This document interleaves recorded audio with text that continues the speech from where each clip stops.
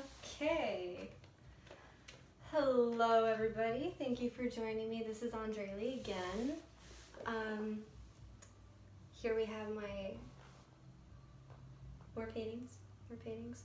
Mac Miller, Frida Kahlo, Alligator, my Florida Dragon, Space Bird, John Lennon, Yoko Ono, and Jim Morrison. If you're interested in any of them, please contact me. You can't have my bookmarks. They're not for sale. Not for sale. Oh, and this drawing here is my little boy. I love him very much. Thank you for joining me for continuing Carl Jung, the Undiscovered-Self. We are starting part 4, article 1. We're going to be on page 25. Thank you so much for joining me.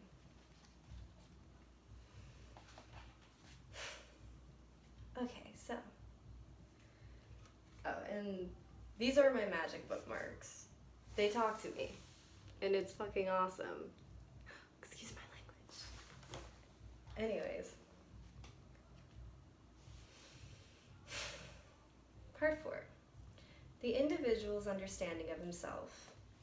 It is astounding that man, the instigator, inventor, and vehicle of all these developments, the originator of all judgments and decisions, and the planner of the future, must make himself such a quantité négligeable, the contradiction, the paradoxical evaluation of humanity by man himself, is in truth a matter for wonder, and one can only explain it as springing from an extraordinary uncertainty of judgment. In other words, man is an enigma of himself. To himself, I mean. This is understandable, seeing that he lacks the means of comparison necessary for self-knowledge. He knows how to distinguish himself from the other animals in point of autonomy and physiology, but as a conscious, reflecting being, gifted with speech, he lacks all criteria for self-judgment. He is, on this planet, a unique phenomenon, which he cannot compare with anything else. The possibility of comparison and hence of self-knowledge would arise only if he could establish relations with quasi-human mammals inhabiting other stars. Until then, man must continue to resemble a hermit who knows that in respect of comparative anatomy, he is as affinities with the anthropoids, but to judge by appearances is extraordinarily different from his cousins in respect of his psyche. It is just in this most important characteristic of his species that he cannot know himself and therefore remains a mystery to himself. The differing degrees of self-knowledge within his own species are of little significance compared with the possibilities which could be opened out by an encounter with a creature of similar structure but different origin. Changes wrought by the hand of man on the face of this planet remains an insoluble puzzle and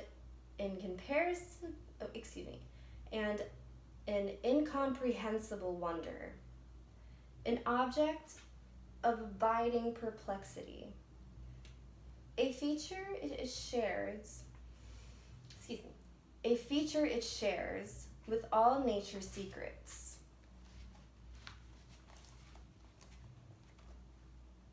In regards to the latter, we still have hope of making more discoveries and finding answers to the most difficult questions. But in regard to the psyche and psychology, there seems to be a curious hesitancy. Not only is it the youngest of the empirical sciences, but it has a great difficulty in getting anywhere near its proper object, in the same way that our picture of the world had to be freed by Copernicus from the prejudice of geocentricity. The most strenuous efforts of all well-nigh revolutionary nature were needed to free psychology, first from the spell of mythological ideas, and then from the prejudice that the psyche is, on one hand, a mere epiphenomenon of a biochemical process in the brain, and, on the other hand, a purely personal matter. The connection with the brain does not in itself prove that the psyche is an epiphenomenon, a secondary function casually dependent on biochemical processes in the physical substrate.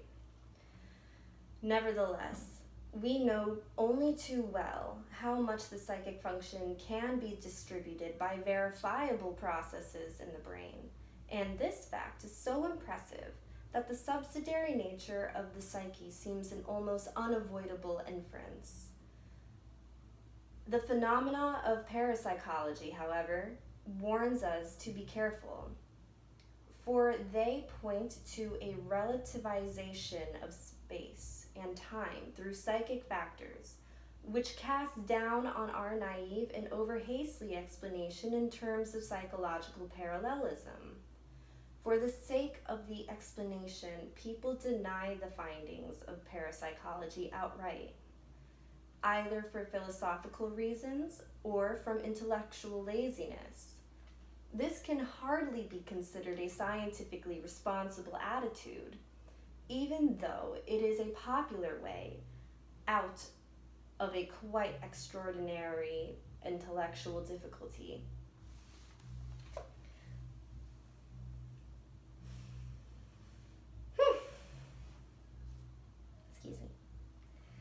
To assess the psychic phenomenon, we have to take the account of all the other phenomena that go with it, and accordingly, we can no longer practice any psychology that ignores the existence of the unconscious of parapsychology. The structure and physiology of the brain furnishes no explanation of the psychic process. The psyche has a peculiar nature which cannot be reduced to anything else. Like physiology, it presents a relatively self-contained field of experience to which we must attribute a quite special importance because it includes one of the two indispensable conditions for existence as such, namely the phenomenon of consciousness. Without consciousness, there would, practically speaking, be no world, for the world exists for us only in so far as it is consciously reflected by a psyche. Consciousness is a precondition of being. Thus, psyche is endowed with the dignity of a cosmic principle, which philosophically and in fact gives it a position co-equal with its principle of physical being. The carrier of this consciousness is the individual, who does not produce the psyche of his own volition, but is on the contrary performed by it and nourished by the gradual awakening of consciousness during childhood. If, therefore, the psyche is of overriding empirical importance, so also is the individual, who is the only immediate manifestation of its psyche. Let me drink some water. Where did it go? Is it behind me? No. Ugh. I thought I had my water next to me. Oh well. This fact must be expressly emphasized for two reasons. Firstly, the individual psyche, just because of its individuality, is an exception to the statistical rule and is therefore robbed of one of its main characteristics. when subjected to the leveling influence of statistical evaluation. Secondly, the churches grant its validity only insofar as it acknowledges their dogmas. In other words, when it submits to a collective category. In both cases, the will to individuality is regarded as egotistic obstinacy.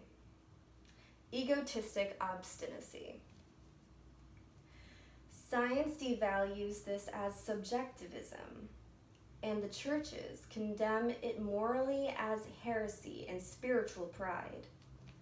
As to the latter charges, it should not be forgotten that, unlike other religions, Christianity holds up before us a symbol whose content is the individual way of life of man, the Son of Man, and that it even regards this individualization process as the incarnation and revelation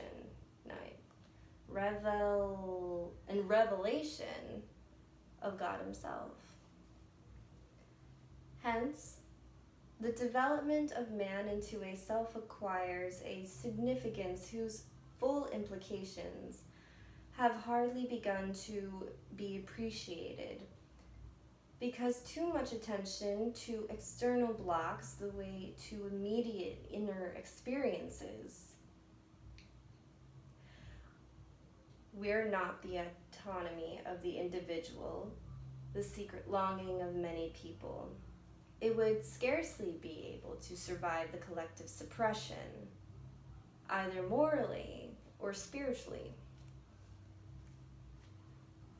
All these obstacles make it more difficult to arrive to a correct appreciation of the human psyche, but they count for very little besides one other remarkable fact that deserves mentioning.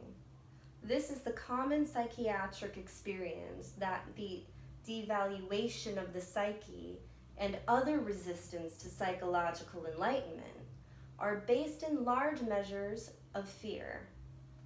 On panic, fear of the discoveries that might be made in the realm of the unconscious. These fears are found not only among persons who are frightened by the picture Freud painted with the unconscious. They also troubled the originator of psychoanalysts himself, who confessed to me that it was necessary to make a dogma of his sexual theory because this was the sole bulwark of reason against a possible eruption of the black flood of occulticism. In these words, Freud was expressing his conviction that the unconscious still harbored many things that might lend themselves to occult interpretation. As in fact the case, these archaic vestiges or archetypal forms grounded on the instincts of giving expression to them have a numinous quality and sometimes arouses fear. They are ineradicable, for they represent the ultimate foundation of the psyche itself. They cannot be grasped intellectually, and when one has destroyed one's manifestation of them, they reappear in altered form. It is this fear of the unconscious psyche which not only impedes self-knowledge, but is the gravest obstacle to a wider understanding and knowledge of psychology. Often the fear is so great that one dares not admit it to even oneself. This is a question which every religious person should consider very seriously. He might get an illuminating answer. A scientifically oriented psychology is bound to proceed abstractly. That is, it moves itself just sufficiently far from its object not to lose sight of it altogether. That is why the findings of a laboratory psychology are, for all practical purposes, often so remarkably unenlightening and devoid of interest. The more the individual object dominates the field of vision, the more the practical, detailed, and alive will be the knowledge derived from it. This means that the object of investigation too become more and more complicated, and that the uncertainty of the individual factors grows in proportion to their number, thus increasing the possibility of error. Understandably enough, academic psychology is scared of this risk and prefers to avoid complex situations by asking ever simpler questions, which it can do with impunity. It has full freedom in the choice of questions it has full freedom in the choice of questions it will be put to nature. It will put to nature. Medical psychology, on the other hand, is very far from being in this more or less inevitable position. Here, the object puts the question and not the experimenter. The analyst is confronted with facts that are not of his choosing, and which he probably never would choose if he were a free agent. It is the sickness or the patient himself that puts the crucial question in the words nature experiments with the doctor in expecting an answer from him. The uniqueness of the individual and of his situation stares the analyst in the face and demands an answer. His duty as a physician forces him to cope with a situation swarming with uncertainty factors. At first, he will apply the principles based on general experience, but he will soon realize that principles of this kind do not adequately express the fact and fail to meet the nature of the case. The deeper his understanding penetrates, the more the general principles lose their meaning.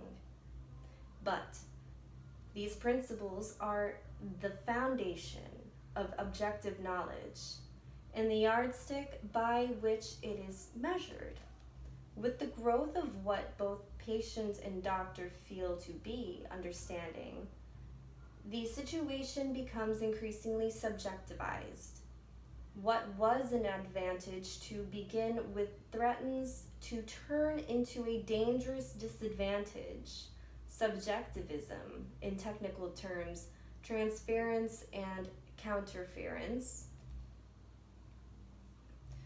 creates isolation from the environment, a social limitation which neither party wishes for, but which invariably sets in when understanding predominates and is no longer balanced by knowledge. As understanding deepens, the further moved it becomes from knowledge. As understanding deepens, the further removed it becomes from knowledge. An ideal understanding would ultimately result in each party's unthinkingly going along with the other's experience. A state of uncritical passivity coupled with the most complete subjectivity and lack of social responsibility. Understanding carried to such lengths is in any case impossible, for it would require the virtual identification of two different individuals. Sooner or later, the relationship reaches a point where one partner feels he is being forced to sacrifice his own individuality so that it may be assimilated by that of the other. The inevitable consequence breaks the understanding, for understanding also presupposes the integral preservation of the individuality of both partners. It is therefore advisable to carry understanding only to the point where the balance between understanding and knowledge is reached, for understanding at all cost is injurious to both partners.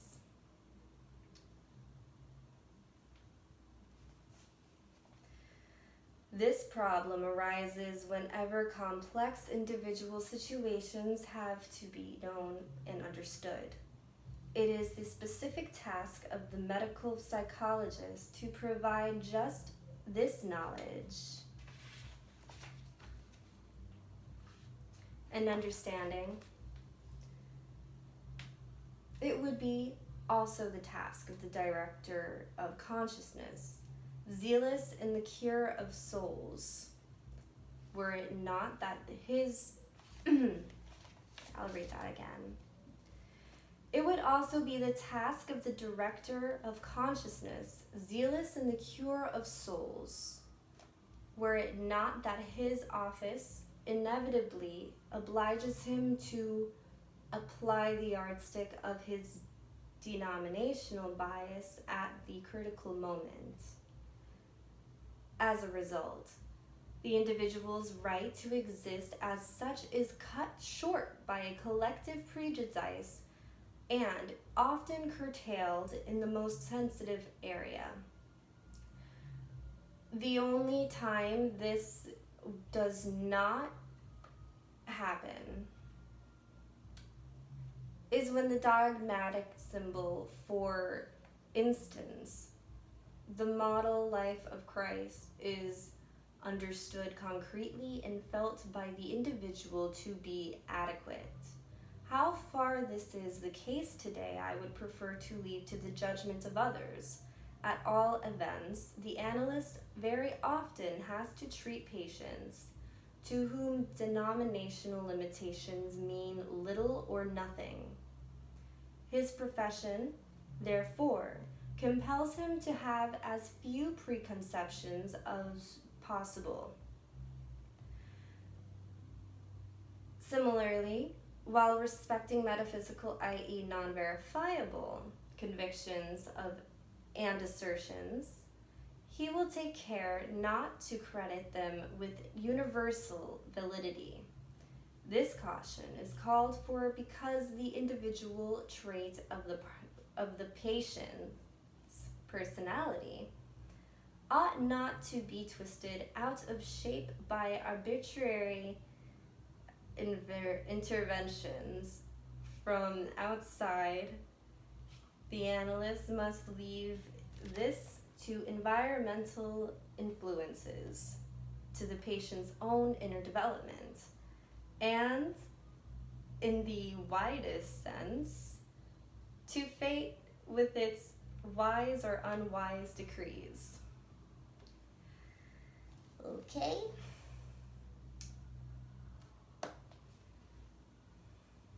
Take a breath. This is one of the longer chapters in the book, actually. So.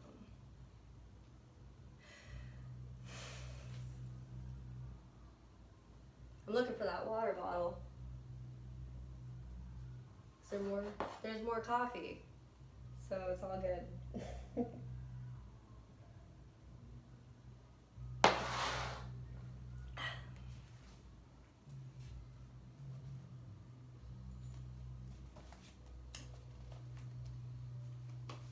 By the way, thank you all for joining me.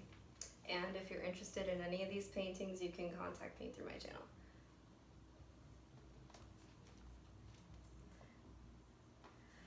Many people will perhaps find this heightened caution exaggerated, in view of the fact, however, that there is in any case such a multitude of reciprocal influences at work in the dialectal process between two individuals.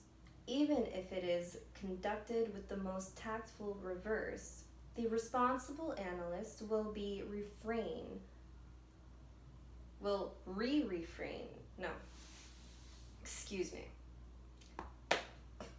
The responsible analyst will refrain from adding unnecessarily to the collective factors to which his patient has already succumbed. Moreover, he knows very well that the preaching of even the worthiest precepts only provokes the patients into open hostility or secret resistance, and thus needlessly endangers the aim of the treatment. The psychic situation of the individual is so menaced nowadays by advertising propaganda and other more or less well-meant advice and suggestions that for once in his life the patient might be offered a relationship that does not repeat the nauseating "you should," "you must," and similar confessions of impotence against the onslaught from outside to less than against its repercussions on the psyche of the individual. The analyst sees himself obliged to play the role of counsel for the defense. Fear that the anarchic instinct fear that the one second. Fear that the anarchic instincts will thereby be let loose is a possibility that is greatly exaggerated. Seeing that the obvious safeguards exist within and without. Above all, there is the natural cowardice of most men to be reckoned with, not to mention morality, good taste, and last but not least, the penal code. This fear is nothing compared with the enormous effort it usually costs people to help the first stirrings of individuality into consciousness, let alone put them into effect. And where these individual impulses have broken through too boldly and unthinkingly, the analyst must protect them from the patient's own clumsy recourse to short-sightedness, ruthlessness, and cynicism.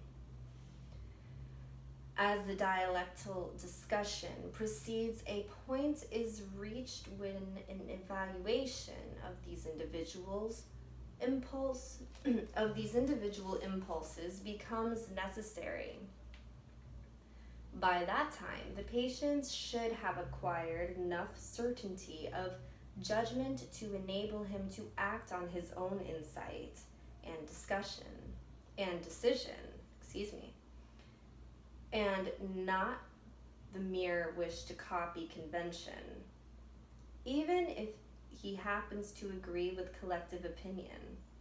Unless he stands firmly on his own feet, the so-called objective values profit him nothing, since they then only serve as a substitute for character and so help to suppress his individuality.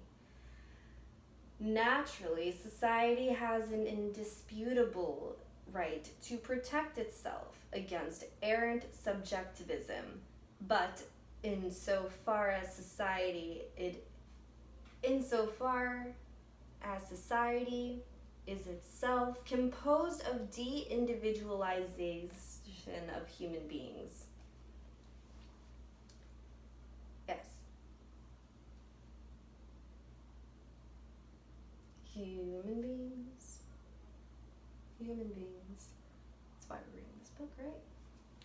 Uh-oh, low battery.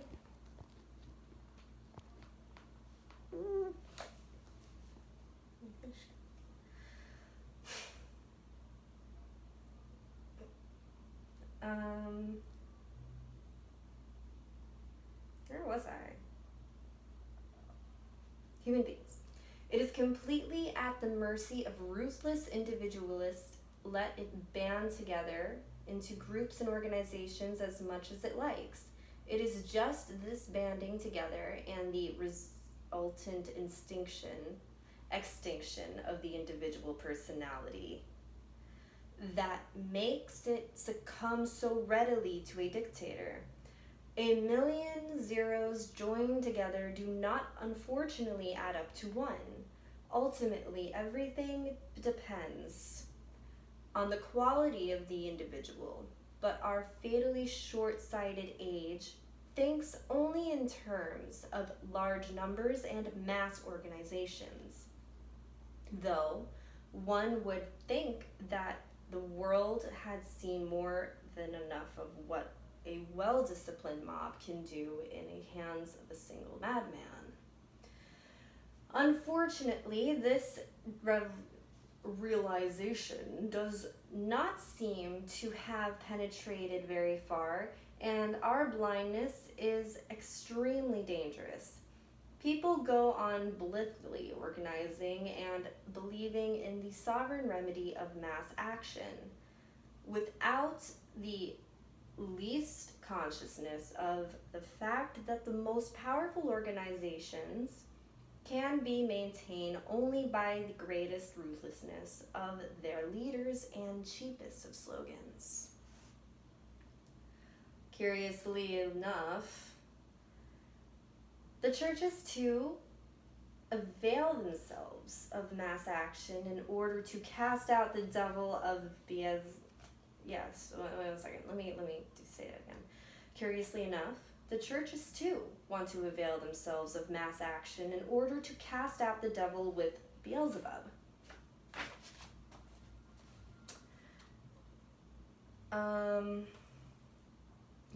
So the very churches whose care is the salvation of the individual soul, they do not appear to have heard of the elementary axiom of mass psychology, that the individual becomes morally and spiritually inferior in the mass, and for this reason, they do not bother themselves over much with their real task of helping the individual to achieve a metonia, a rebirth of the spirit, Deo Conscendente. It is, unfortunately, only too clear that if the individual is not truly regenerated in spirit, society cannot be either. For society is the sum total of individuals in need of redemption. I can therefore see it only as a delusion when the churches try, as they apparently do, to rope the individual into some social organization and reduce him to a condition of diminished responsibility, instead of raising him out of the torpid, mindless mass and making clear to him that he is one important factor, and that salvation of the world consists in the salvation of the individual soul. It is true that mass meeting parades these ideas before them and seek to impress them on his mind by dint of mass suggestions, with the melancholy result that once the intoxication has worn off, the mass man promptly succumbs to another, even more obvious and still louder slogan. His individual relation to God would be an effective shield against these pernicious influences. Did Christ perchance call his disciples to him at a mass meeting? Did the feeding of the 5,000 bring him any followers who did not afterwards cry with the rest, "Crucify him," when even the rock named Peter showed signs of wavering? And are not Jesus and Paul prototypes of those who, trusting their inner experience, have gone their individual ways in defiance of the world? This argument should certainly not cause us to overlook the reality of the situation confronting the church when the church tries to give shape to the amorphous mass by uniting individuals into a community of believers, and to hold such an organization together with the help of suggestion. It is not only performing a great social service, but it also secures the individual it also secures the inestimable boon of a meaningful form of life. These, however, are gifts which, as a rule, only confirm certain tendencies and do not change them, as experience unfortunately shows. The inner man remains unchanged, however much community he has.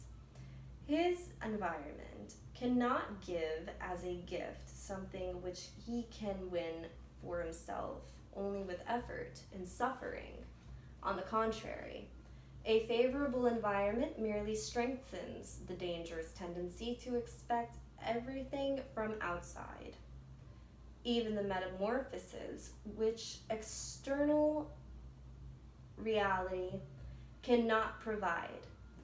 By this I mean a far-reaching change of the inner man, which is all the more urgent in view of the mass phenomena of today and the still greater problems of the overpopulation looming in the future.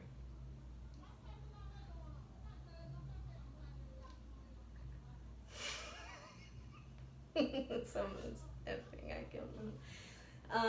It is time we ask ourselves exactly what we are lumping together in the mass organizations and what constitutes the nature of the individual human being, i.e. the real man and not the statistical man.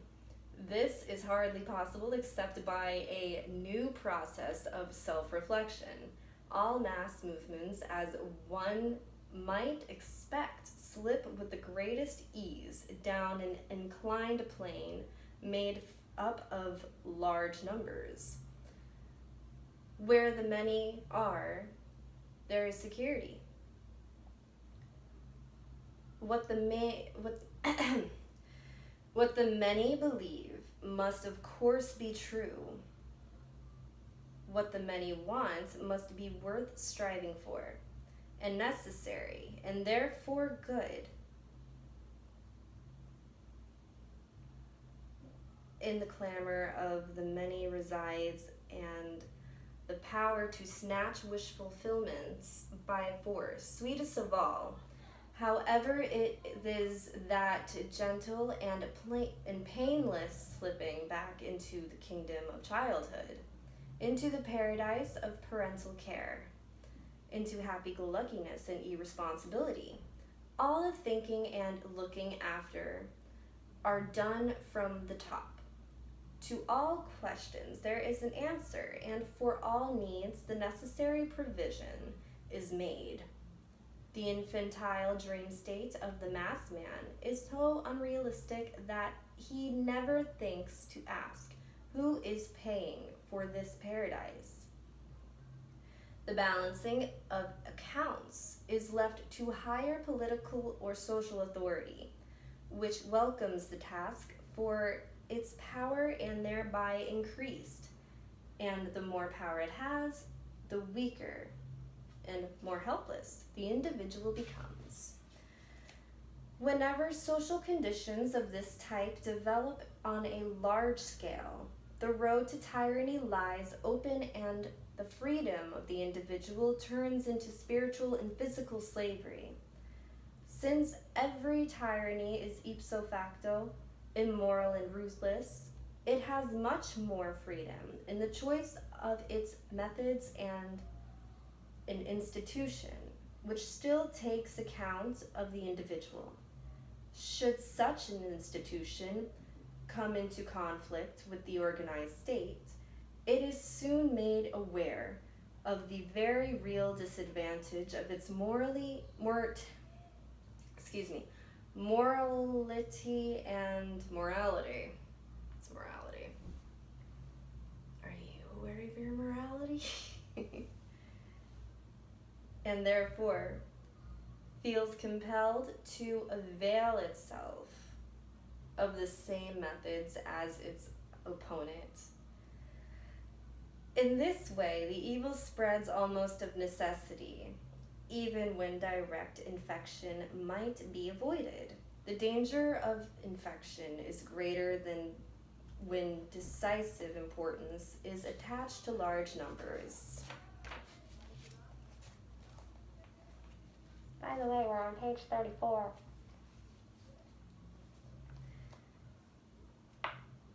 And to statistical values, as is everywhere, the case is in our Western world. The suffocating power of the masses is paraded before our eyes in one form of another. Every day, in the newspapers and in the insignificant of the... I'm stuttering. 1 second.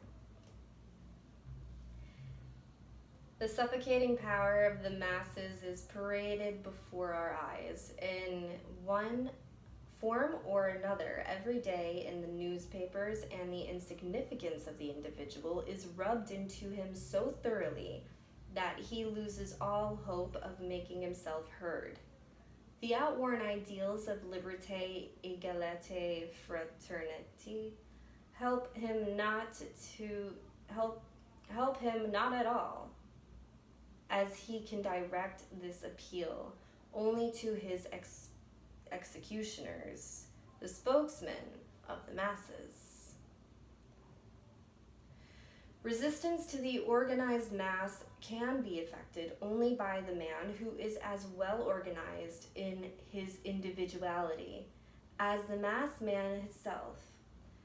I fully realize that his proposition must sound well nigh unintelligible to the man of today.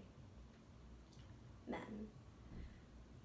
The helpful medieval view that man is a microcosm, a reflection of the great cosmos in miniature, has long since dropped away from him, although the very existence of his world-embracing and world-conditioning psyche might have taught him better. Not only is the image of the microcosm imprinted upon his psychic nature, but he also creates the image for himself on an ever-widening scale. He bears this cosmic correspondence within him by virtue of his reflecting consciousness, on the other hand, and on the other, thanks to the hereditary archetypal nature of his instincts, which bind him to his environment. But his instincts not only attach him to the macrocosm, they also, in sense, tear him apart because his desires pull him in different directions. In This way, he falls into continual conflict with himself and only very rarely succeeds in giving his life an undivided goal.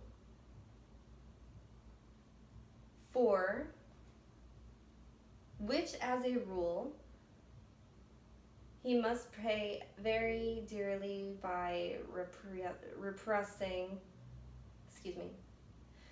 he must pay very dearly by repressing other sides of his nature. Often, one has to ask oneself whether this kind of single-mindedness is worth forcing at all. Seeing that the natural state of the human psyche consists in a jostling together of its components and in their contradictory behavior, that is in a certain degree of disassociation. The Buddhist name for this is attachment to the 10,000 things. Such a condition cries out for order and synthesis. Just as the chaotic movements of the crowd, all ending in the mutual frustration, are impelled in a different direction by a dictatorial will, so the individual is his disassociated state needs a directing and ordering principle. Ego consciousness would like to let its own will play this role, but overlooks the existence of powerful unconscious factors which thwart its intentions of if it wants to reach the goal of synthesis, it must first get to know the nature of these factors. It must experience them, or else it must possess a numinous symbol that expresses them and leads them to their synthesis. A religious symbol that comprehended and visibly represented what is seeking expression in modern man might possibly do this.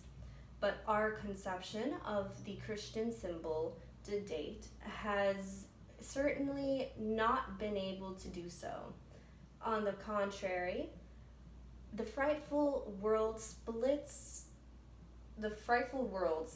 runs right through the domains of the Christian white man, and our Christian outlook of life has proved powerless to prevent the recrudescence of an archaic social order like communism. This is not to that Christianity is finished.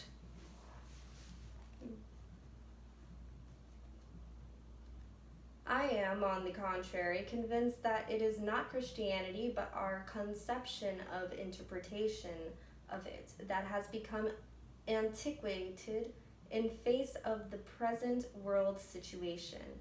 The Christian symbol is a living thing that carries in itself a seed of further development.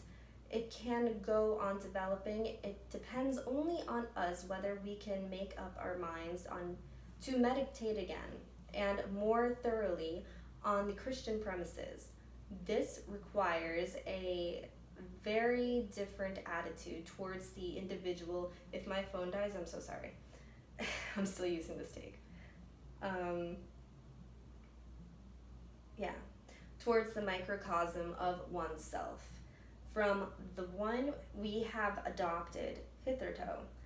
That is why nobody knows what ways of approach are open to man, what inner experiences we could still pass through, and psychic facts underlie the religious myth.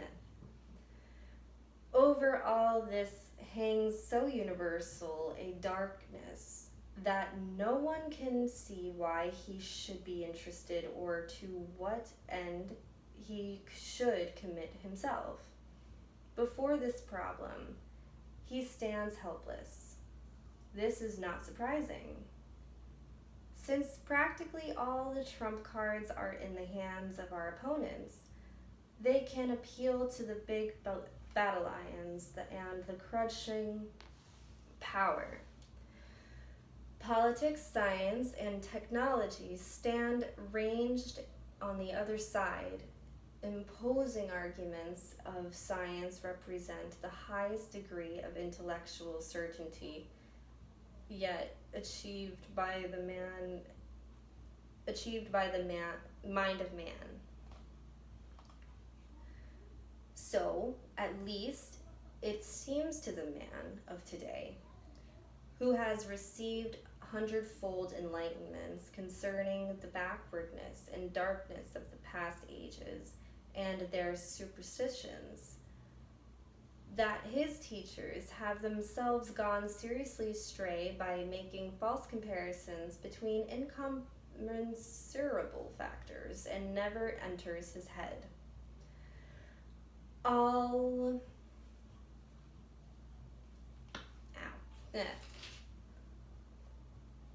the more so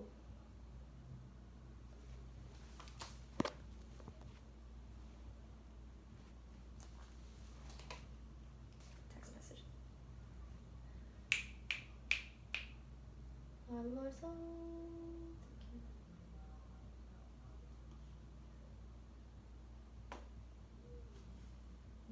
Okay, so at least it seems to the man of today, who has received 100-fold enlightenment concerning the backwardness and darkness of past ages and their superstitions, that his teachers have themselves gone seriously astray by making the false comparisons between incommensurable factors, never enters his head. All the more so as the intellectual elite whom he put his questions are almost anonymously agreed that what science regards as impossible today was impossible at all other times as well. Above all, the fact of faith, which might give him the chance of extra mundane standpoint, are treated in the same context as the facts of science. Thus, when the individual questions of the churches and their spokesmen, to whom is entrusted the cure of souls, he is informed that to belong to a church, a decidedly worldly institution, is more or less de rigueur. I think that's how you say it. Not sure.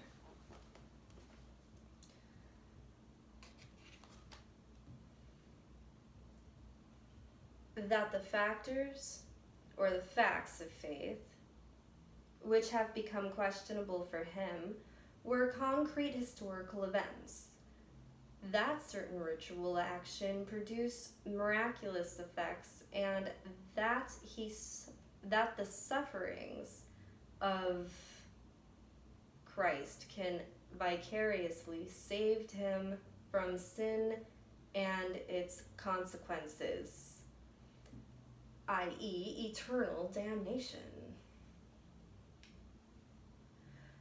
If the limited means at the disposal, he begins to reflect on these things, he will have to confess. I am reading. I wish I had my water bottle.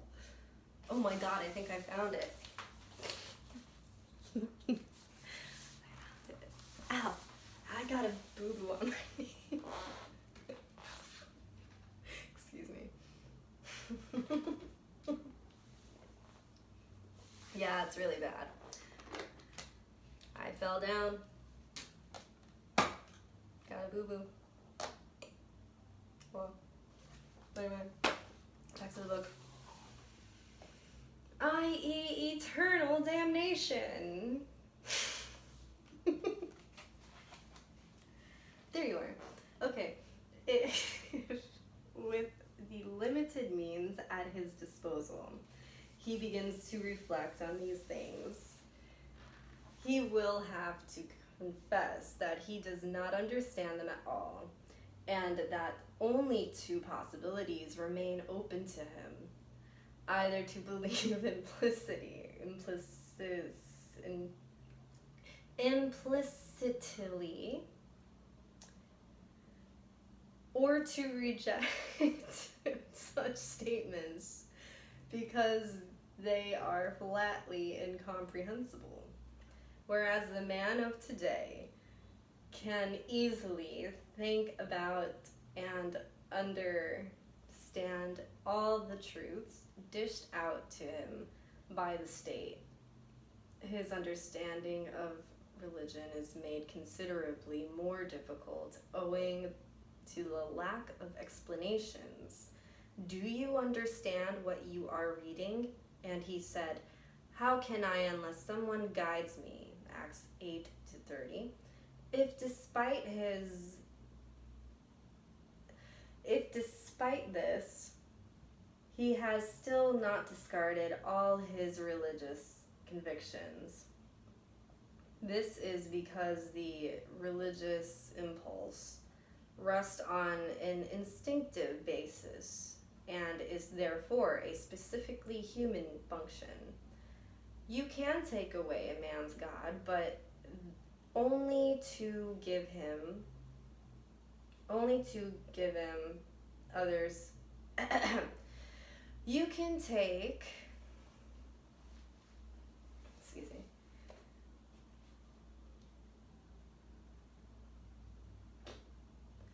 take away a man's gods, but only to give him others in return. The leaders of the mass state could not help being deified, and wherever crudities of this kind have not yet been put over by force, obsessive factors arise in their stead, charged with demonic energy, money, work, political influence, and so forth. When any natural human function gets lost, i.e. is denied conscious and intentional expression, a general disturbance results. Hence, it is quite natural that with the triumph of the goddess of reason, a general neuroticizing of modern man should set in, a dissociation of personality analogous to the splitting of the world today by the Iron Curtain. This boundary line, bristling with barbed wire, runs through the psyche of modern man. No matter on which side he lives, and just as the typical neurotic is unconscious of his shadow side, so the normal individual, like the neurotic, sees his shadow in his neighbor or in the man beyond the great divide. It has even become a political and social duty to apostrophize the capitalism of the one and the communism, yeah, I said that right, excuse me, of the other as the very devil, so as to fascinate the outer or the outward eye and prevent it from looking within. Just as the neurotic, despite unconsciousness of his other side, has a dim premonition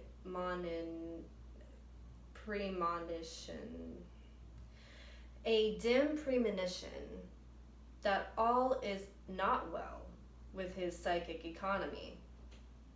So Western man has developed an instinctive interest in his psyche and in psychology. Thus, it is that the psychiatrist is summoned willy-nilly to appear on the world stage, and questions are addressed to him which primarily concerns the most intimate and hidden life of the individual, but which, in the last analysis, are the direct effects of the zeitgeist. I don't think I'm saying that right. Because of its personal symptomology, this material is usually considered to be neurotic, and rightly so, since it is made up of infantile fantasies which ill accord with the contents of an adult psyche and are therefore repressed by our moral judgment insofar as they reach consciousness at all. Most fantasies of this kind do not, in nature of things, come to consciousness in any form. And it is very improbable, to say the least of it, that they were ever conscious and were consciously repressed. Rather, they seem to have even been present from the beginning, or at any rate, to have arisen unconsciously and to have persisted in the state,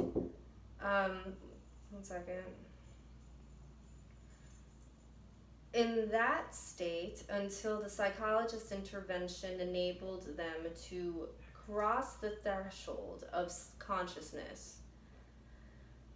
The activation of unconscious fantasies is a process that occurs when consciousness finds itself in a situation of distress.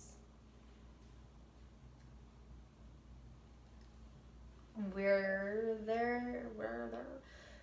that not so, the fantasy would be produced normally and would then bring no neurotic disturbances in their train.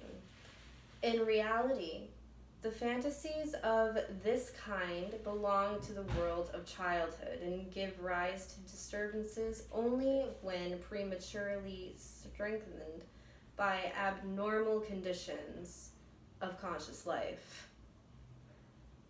This is particularly likely to happen when unfavorable influences emanate from the parents poisoning the atmosphere and producing conflicts which upset the psychic balance of the child. When a neurosis breaks out in the child, the fantasy world of childhood reappears, and one is tempted to explain the onset of the neurosis casually as due to the presence of infantile fantasies. But that does not explain why the fantasies did not develop any pathological effects during the interim period. These effects develop only when the individual is faced with a situation which he cannot overcome by conscious means. The result is a standstill in the development of personality opens a sluice. Did I say that right? Sluice? For infantile fantasies, which of course are not latent in everybody, but do not display any activity so long as the conscious personality can continue on its way unimpeded. When the fantasy reaches a certain level of intensity, they begin to break through into consciousness and create a conflict situation that becomes perceptible to the patient himself, splitting him into two personalities with different characters. Dissociation, however, had been prepared long before in the unconscious, when the energy flowing off from consciousness reinforces the negative qualities of the conscious of the unconscious, and particularly the infantile traits of the personality.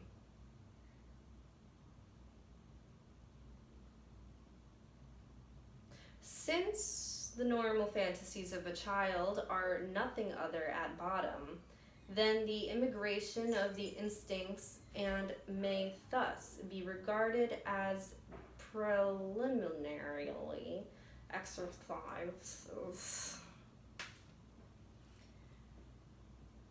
in the use of future conscious activity, it follows that the fantasies of the neurotic, even though pathologically altered and perhaps perverted by a regression of energy, contain a core of normal instincts, the hallmark of which it is adapted.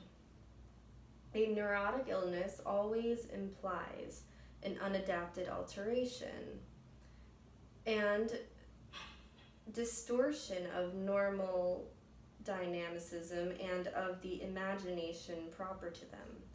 Instincts, however, are highly conservative and of extreme antiquity as the regards both their dynamicism and their form. Their form, when represented to the mind, appears as an image which expresses the nature of the instinctive impulse, visually and concretely, like a picture. If we could look into the psyche of the yucca moth, for instance, we would find in it a pattern of ideas, of a numinous or fascinating character, which not only compels the moth to carry out its fertilizing activity on the yucca plant, but it helps it to recognize the total situation. Instinct is anything but a blind and indefinite impulse, since it proves to be attuned to and adapted to a definite external situation. This later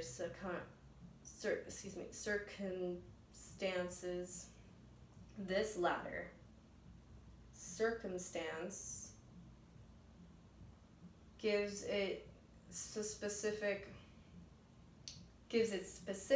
and irreducible form, just as instincts is original and hereditary, so too is form is age-old, that is to say, archetypal. It is even older and more conservative than the body's form. These biological considerations naturally apply to the Homo sapien, who still remains within the framework of general biology despite the possession of consciousness, will, and reason. The fact that our conscious activity is rooted in instinct and derives from it is dynamicism, as well as the basic features of its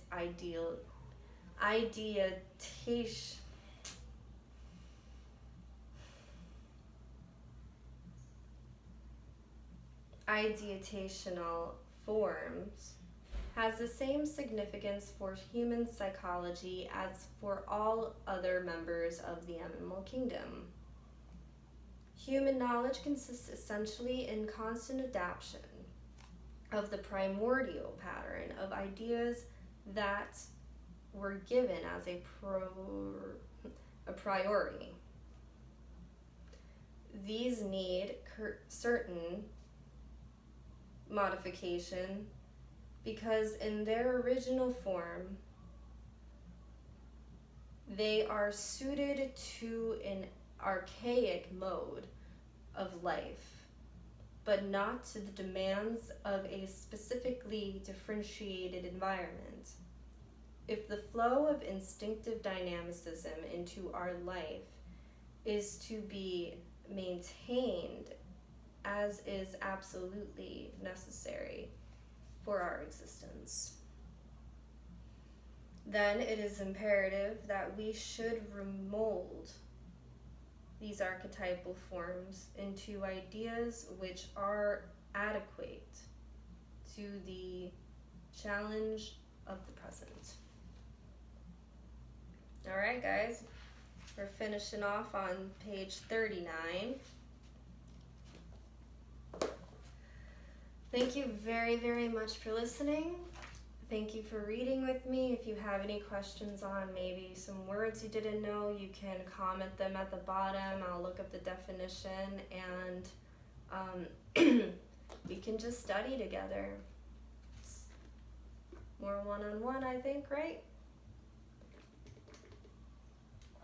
Just a little more one-on-one. Again,